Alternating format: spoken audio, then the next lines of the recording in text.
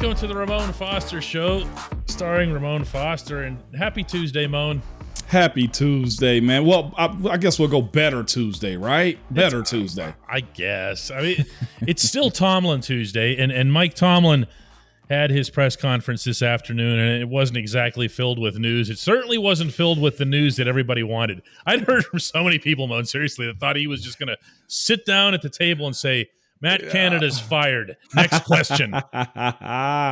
Man, that's got to be a tough position, though. I'll say that as a head coach, you're paid to make those decisions, but it's a tough one, too. I almost feel like everybody in the building probably expected or suspected, and everybody for sure outside of the building is looking like, well, when is the clock starting? It's starting, you know, like that's a rough place to be in when you're looking for that type of answer and transition, though, DK.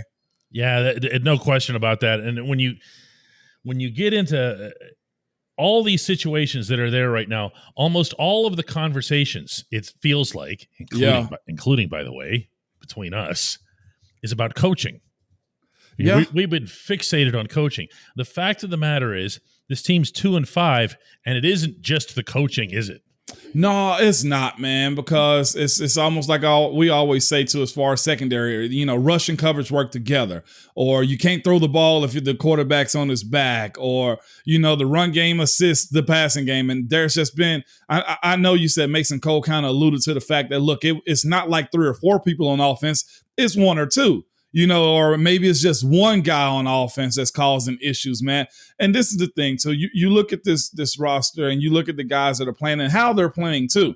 I know in the beginning, of course, okay, we lose 1 game, you know, and we lose 2 games. You say to yourself, man, oh man, it'd be awesome if TJ Watt was in it. And honestly, it could have been the case for the Patriots or for the Browns game. You know what I'm saying? Like, there was a couple plays, you know, TJ could have assisted in, but now we're in it and guys are in starting roles. Okay. And you have yourself looking at film. I'm looking at Teron Armstead. Okay. Pick up and body. Okay. Malik Reed. So much. I saw him tip him 1 time, DK, and then he came back the same. They ran left again, Teron Armstead's side, and he put him, he shot his hands, rolled his hips, and picked this young man up and dumped him on his back. Like pro wrestling style. How are we going to stop that? Or what coaching is that, DK? That's a person. That's a person. It's a person who hasn't done really anything. I know.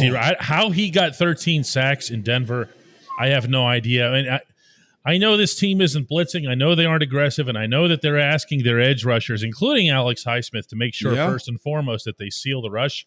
Mm-hmm. Meaning the other team. Yeah. But man, you're allowed to get back there just by accident once in a while, you know? You are, man, but some of it is on the players. As much as we talk about offensively for, you know, well, Matt Canada and coaching and rookie and this and that. You got to look at some of the players too and say to yourself, like, I'm still watching Dan Moore kind of give up pressure. I'll say in the first 2.5 quarters of the game was solid enough. And then was it Melvin Ingram eventually started getting to him throughout that game. And I'm saying to myself, I'm seeing a trend throughout games where it's good and then it start to crack later on. And in the game in particular, you can go back and watch the film if you want to, or Dotson that has an ME or 2 here and there. And heck, I'm even seeing James Daniel on the other side lose a couple of plays where I'm just like, is it mental or is it physical at a spot? And then not just that, like not necessarily the drops, but the slips as far as the wide receivers go and running backs not going the right way. And then from that point, man, it just really is a downhill spiral into not contributing to things that help you win. Yeah, that's the thing that just kills you. I mean, you're seeing right now guys underperforming, guys who never get mentioned. By the way, Dan Moore is one of them. Kevin Dotson just keeps giving up these strange sacks, like where you go, wait a second, Kev, why'd you release that guy? There was nobody to pick him up. And it was a deliberate, you know which play I'm talking about, a deliberate release that allows the guy to get back in there and take Kenny down. Presley Harvin. Yeah. I mean, who is Danny Smith responsible for Presley Harvin shanking things left and right? That's a him thing. Again, like I've seen teams like take the hitting yardage in the punting game or, the punt coverage game too. And we're kind of losing that a little bit. Miami, he was bad. And I feel like the game before that, it was spotty too when it comes down to Presley Harvin delivering on those kicks, whether it be high kicks where the coverage team can get down there or directionally where you have the referee walking 15 yards up from where the ball landed out of bounds. Because pro tip, whenever the ball is going out of bounds, that's where the referee stops it. Look back at the film. You will see that referee walking 10, 15 yards out of bounds on that bad shank punt of his, man. Again, some coaching, but the players got to kind of answer the call and out-duel coaching too. Well, I'm going to throw in a name here that he gets unfairly picked on, I think, excessively picked on, but I'm going to do it anyway, and that's Deontay Johnson. Okay. Look, you're the one, Moan, who's constantly bringing up money this, money that, okay? Yeah. He got paid. Yeah. To quote the great R. Foster, the one day you stood up at training camp when Cam got his extension, okay? Yeah. He got paid. He isn't performing like a number one wide receiver. No yards after the catch, none of that stuff here. And one other one, I mean, let's see Najee Harris look like a first-round pick, man. Yeah. Okay. I know. Lowest yards per carry in the NFL. In the NFL. I know. Right now. I know. Yeah, it's tough sledding. But I look at his and I say concept of the offense a little bit, but I guess I could say the same thing because, I covered a team in the AFC South with Derrick Henry. I feel the same way about his, and he just wills it through. Similar type of guy, same university, just ground and pound type of dudes. And Derek is still pushing through. So I know one's not the other, but I've seen the other kind of will his way through a bad offensive line and badly called offense too.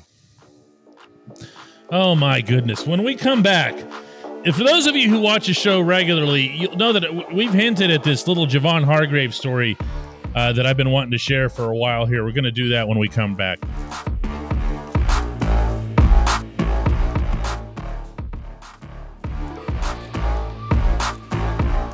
Welcome back to the Ramon Foster Show. As promised last week, I'm going to share with you a little bit of a story that I picked up around that time. Yeah, Javon Hargrave and the I was about to call them the Phillies, and then I was about to and now I'm going to call them the Eagles. And they made their successful pursuit of Hargrave out of free agency. He ended up getting 3 years and $39 million. And Mona, you said at the time, that was going to be a really, really good deal for Philadelphia. Yep. 100%, man, because I know Javon, man, like watch him kind of grow up in this league as a HBCU guy, man, and nobody really knew anything about him until you saw him in practice. And you was like, why and how can he move like this? Like his role, he plays it well. He's a run stopper that can get after the quarterback too. And truthfully, he kind of put a whole lot of pressure on the guys behind him. Remember like Bugs and watching all these other young guys. Like the one thing Hargraves was able to do in his really good years was get you 4, maybe 5 sacks when it comes down to like his play. In general, last year for Philly, got 7.5 sacks at a D tackle / nose tackle position. That says a lot about his talent, but being able to anchor and also stop the run, man, I was kind of sad to kind of see him go, but I understand business. Philly dropped the bag off for a nose tackle. And in this league, it's a, what can you do for me with minimizing your cap hit? And the Steelers weren't willing to pay this. They thought they had other things and other players, man, younger guys that haven't lived up to what Hargraves has done. 7.5 sacks from a nose tackle, that's saying a lot, DK. And he's very productive for us while he was there and just shifty and savvy, too. Well, that's the funny thing about Hargrave, and he's easy to overlook because statistically, he doesn't floor you at all. His stats through 6 games for the Eagles are 9 tackles and 1 sack. And if you say that to somebody, okay, and he's getting $13 million a year for what? You have to understand that the sum of the parts is what matters. The Eagles have had an approach for a long time now, even in their down years, even when everybody was laughing at the entire NFC East. to fortify that defensive line. Yeah. They've had that front. I do not have to remind the star of this program what kind of front Philadelphia has had and how particularly effective it was against a certain offensive line. Hey, listen to me respectfully. That was a rough day for the boys up front. You hear me? They were reeling.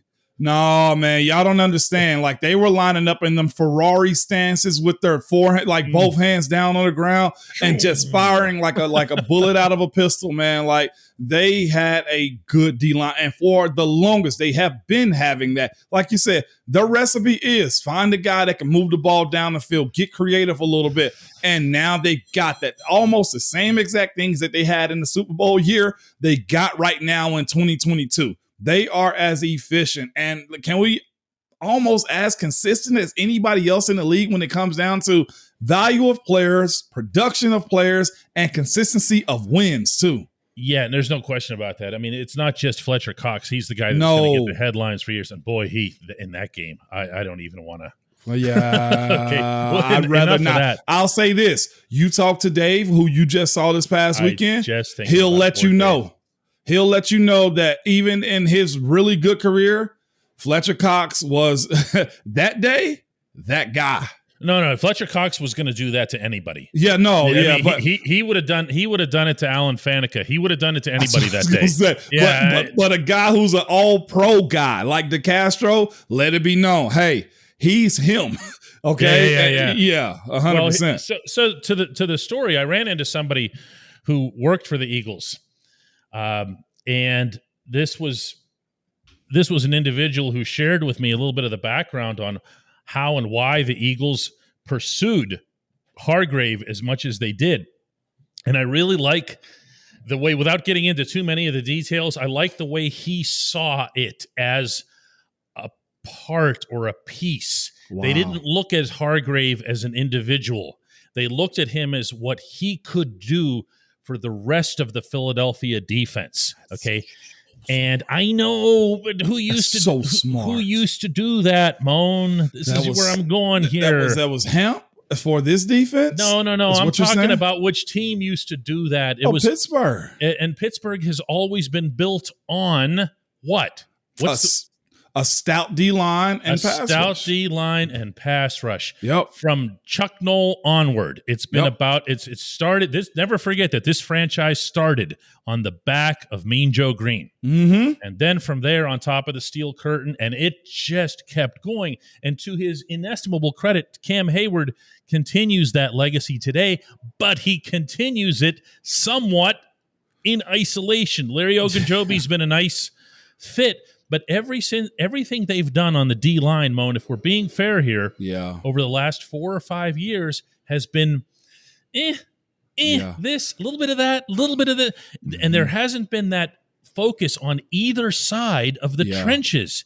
And I'm telling you, without getting into a draft conversation or a distant future, this team has to build itself back from the trenches. Yep. No more toys. No more luxuries. Yes. I almost want to end the segment right there, DK, because that's just it. Okay. No more toys, man. And that's why I brought up, when we had that D-word draft conversation is, well, I'd almost rather, if you get a high draft pick, trade that out and go lower so you can get your O-line and a D lineman again. Like that has to be helped, DK. Like, that has to be a position of focus, like, early on, because I'm looking at Cam play 70% of the defensive snaps, if not more. And Cam's 32, 33, maybe older, 34, heck. Like, he's not getting younger. And at some point, you got to go get you a boy dog that's going to be able to do the things that you need to do to help sustain this defense the same way Philly went and assisted Fletcher Cox by getting Hargraves, almost attempting to, I think they threatened to lower his salary and everything. Like, there was a lot behind that, and you got to make those sacrifices to be now, 6-0 on the season. No question about that. When we come back, the only segment that matters. Hey, Mom.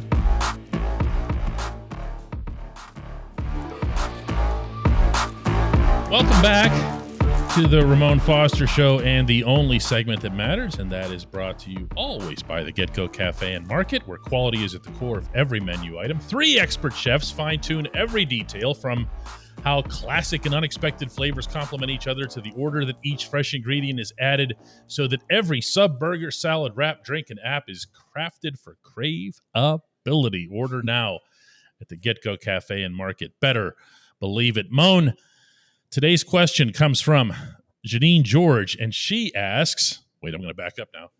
Hey, Moan! Because she really is all kinds of caps and exclamation points. The defensive backs, the Steelers' defensive backs, were not prepared to catch an NFL hot pass from a left-handed quarterback. The way the ball popped out of the defender's hands was the same way each time. Do the ball machines at practice have a left-hand setting? Did the coaches miss something? Wow, that is deep thinking right there. That one didn't cross my mind. I initially laughed, and I was just like, well, yeah, that makes a difference because I've heard people, I've been around one lefty throwing the ball, and it was, of course, Vic, right? And I remember the receivers saying, man, the ball comes out different. It looks different. The spin isn't the same. So as minute as that is, that could play a part into how those balls be in those guys' in and spun out of it. Like it spun. Wow. Yeah. No, there's not a left-handed jugs machine at all, though. And this is the thing, too. Lefties, for the most part, I'm 100% sure. Okay. Yeah, it's not it surprised me that the jugs company wouldn't have like a setting. I mean, when you see the baseball pitching machines, because I know you're working with them now with RJ and his activities. They do everything. They do. Like they wash your windows when you're done. They do. Yeah, they'll drop any kind of curveball on you, anything. Mm-hmm. But the thing is, with the football, it only goes in one way. You push it. So if it's actually spinning for a lefty, then the ball is going to come back and hit you in the chest or something. It's going to go backwards. It's not just going to happen. Because of the way the wheels spin. Okay, that makes sense. Yeah, it's 2 wheels that push the ball out. That's what the jugs machine is. It shoots it out. Well, I'm not ready to blame the coaches on 4 dropped interceptions. Okay, which is, I think, where she's heading here. Yeah, because a few hit him dead in the chest. It was only one. Was it Witherspoon? I think that had one on the edge of his hand and it fell out. Levi Wallace. It was Levi. It was Wallace. Yeah, Wallace. On the edge of his hand. That one I may contest and say, well, the spin of a lefty throwing it could have had an effect on it. But no, that's just, you got to be a pro. You know what you're facing. And nobody's going to, 1 week cater to a guy that you might see once every 4 years. That's just not going to be the case. I'll be honest. That is a beautiful question, though. No, it is. And I appreciate the way it's asked. But I also want to stress here, to go back to our opening segment, that this is kind of where people go with this stuff. Nobody likes to blame the players, with very, very few exceptions. Yeah. And the players overall need to perform better. Okay, Levi Wallace had 2 of those 4 drops. And when a reporter asked him in Miami about the dropped interceptions and referred to them as dropped interceptions, Levi snapped back and said it was a stupid question. And then standing nearby was Minkah Fitzpatrick, and who echoed it, said, stupid question. Yeah. Okay. Yeah. Well, really? Because a minute earlier in another room, the head coach said that the 4 dropped interceptions cost them the game. Well, I think it was a conversation of probably frustration, fed up, understood that ownership was all his. And also, guys get defensive. Guys, it's a lot that goes into it. They should have beat that team, and they did too. I do. And that's the part that I don't think a lot of people necessarily anticipated, was that, it was kind of like the Tampa Bay game, in that everybody expected a loss, and there we go. We're going to lose. And then you're in this thing, and then you get to the 3rd quarter, and you look like the better team. Yeah. And you get into the 4th quarter, and you look like the better team, but you're dropping all these picks, and then Kenny throws the 2 picks, both of which, by the way, also are on the player. Yep. Let's just get that out there. It is. it's okay to look at more things than one. This fan base, I'm telling you, Moan, it loves to find a single focus of blame. Who's to blame? This guy. And then when you mention someone else, they come back with, no. It's only this person, just this person. 53 guys, a dozen coaches. Come on. It's a team for a reason. It sucks losing like that on a team you should have beaten in primetime football too. Like there's a standard when it comes down to the way this team is expected to perform in primetime, and I can understand that frustration too, DK. Yeah, I do too, but not all the time. Let's do it again tomorrow, Moan. I'll be here if you are, with a lot more excitement. Yeah, let's pump one up tomorrow.